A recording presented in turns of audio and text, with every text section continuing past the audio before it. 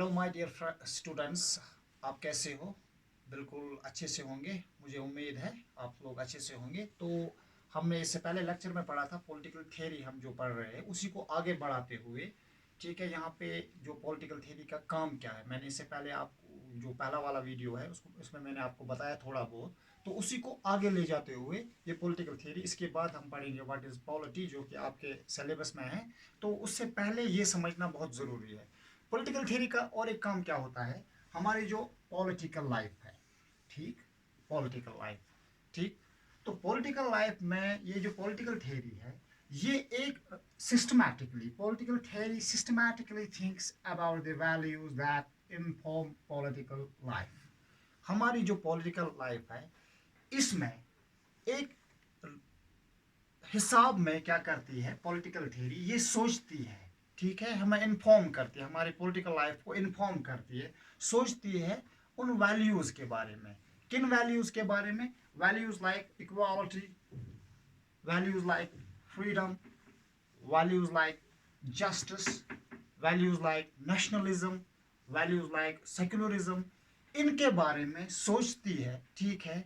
क्योंकि बात यह है कि अब हम बोलेंगे कि एक बार हमें इक्वालिटी की डेफिनेशन दी गई, तो इसके बारे में क्यों सोचना, या फिर फ्रीडम, या फिर जस्टिस, या फिर सेक्युलरिज्म, इनके बारे में क्यों सोचना। मैं आपको एक मिसाल देता हूं, यहाँ पे ये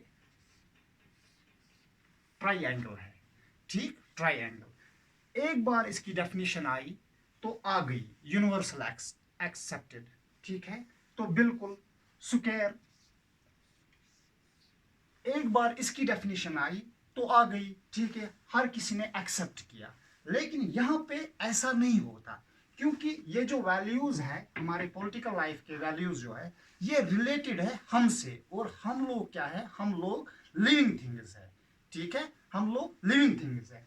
ट्रायंगल क्या है? ये नॉन लिविंग थिंग है। और ये जो वैल्यूज हमारी जो फ्रीडम वैल्यू है या इक्वालिटी वैल्यू है, ये रिलेटेड है हमसे।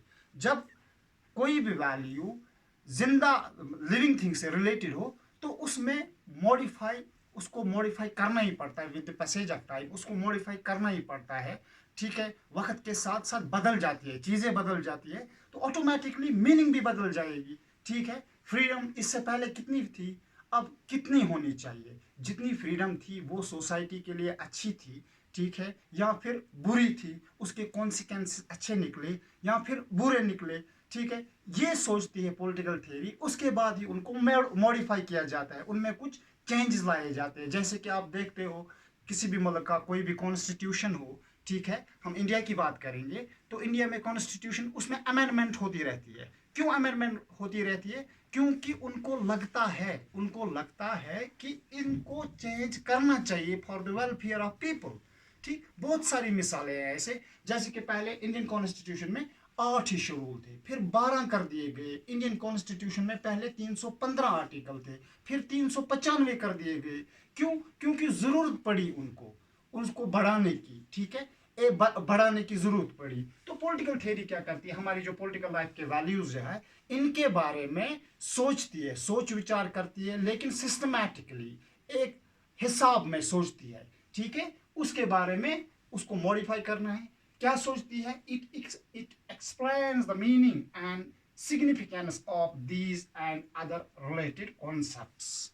ये एक्सप्लेन करती है, वाजिया करती है हमारे सामने, बयान करती है हमारे सामने, क्या मीनिंग, मतलब, एंड सिग्निफिकेंस, यानी अहमियत, यानी अहमियत। आगे आप देखोगे, आगे जो आपका दूसरा इसका जो दूसरा टॉपिक है पॉलिटिकल थ्योरी का दूसरा चैप्टर है वो है फ्रीडम, ठीक है। उसमें आप देखोगे कि इसकी अहमियत क्या है, इसकी मीनिंग क्या है, और कितनी जरूरी है हमारे लिए, और मतलब किस हद तक जरूरी है हमारे लिए, कितनी होनी चाहिए, ये हम आगे पढ़ेंगे इंशाल्लाह रहमान, ये हम आगे पढ़ेंगे। तो मैं क्या बता रहा था आपको, इनका मतलब, इनकी अहमियत, और बाकी जो कॉन्सेप्ट्स है, बाकी कॉन्सेप्ट्स जो है हम इसी से रिलेटेड, ठीक है, उनको ये उनका मतलब बताती है और उनकी अहमियत बयान करती है।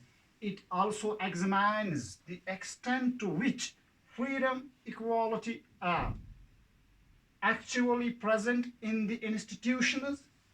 क्या ये बयान करती है ये जायजा लेती है कि ये जो वैल्यूज है, ठीक है, ये जो वैल्यूज है ये किस हद तक हमारी सोसाइटी में है, ठीक है, चाहे वो फ्रीडम हो, इक्वालिटी हो, एक्चुअली क्या ये प्रेजेंट है उन इंस्टीट्यूशंस में, किन इंस्टीट्यूशंस में जिनमें हम डेली पार्टिसिपेट करते हैं।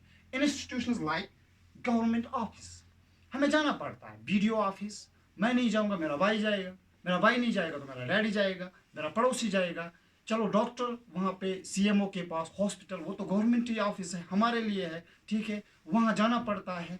या फिर बसेस हो, गवर्नमेंट बस हो या प्राइवेट बस हो, उसमें हमें चढ़ना पड़ता है, ठीक है, जाना पड़ता है, ऑफिस, स्कूल, यूनिवर्सिटी, कॉलेज जाना पड़ता है, उस दुकान, शॉप्स, दुकान पे हमें जाना पड़ता है। इसके अलावा जो है हमारे ट्रेन, ठीक, रेलगाड़ी या फिर एरोप्लेन, फ्लाइट में हमें जाना पड़ता है। वहाँ पे ये एग्जामाइन करती है, देखती है कि क्या वहाँ पे एक्चुअल में इन इंस्टीट्यूशंस में क्या एक्चुअली फ्रीडम मौजूद है, ठीक है, ये इक्वालिटी मौजूद है, ठीक है, ये एक्चुअली मौजूद है कि नहीं मौजूद है। सपोज मैं स्कूल गया, मुझे स्कूल में जाना है तो प्रिंसिपल सर के पास जाना है, मेरा भाई वहाँ पे पढ़ता है या मेरी बहन पढ़ती है वहाँ पे, तो मुझे लगता है कि वो स्कूल में उसकी पढ़ाई उस तरीके से नहीं होती, ठीक। जब मैं स्कूल जाऊंगा, स्कूल है क्या, स्कूल एक गवर्नमेंट ऑफिस है, जब मैं स्कूल जाऊंगा तो स्कूल जाने के बाद जब मैं प्रिंसिपल सर से मिलूंगा तो उनको ये वहाँ पे मुझे फ्रीडम दी जाएगी, आज़ादी दी जाएगी कि मैं प्रिंसिपल सर से रिक्वेस्ट करके ये बोलूँगा कि आपके इंस्टीट्यूशन में पढ़ाई ऐसे हो रही है, ठीक है, लेकिन ये ऐसे नहीं होनी चाहिए, ऐसे होनी चाहिए। तो ये सब कुछ देखते हैं पॉलिटिकल थियरी, ठीक। तो इससे आगे हम पढ़ेंगे, आप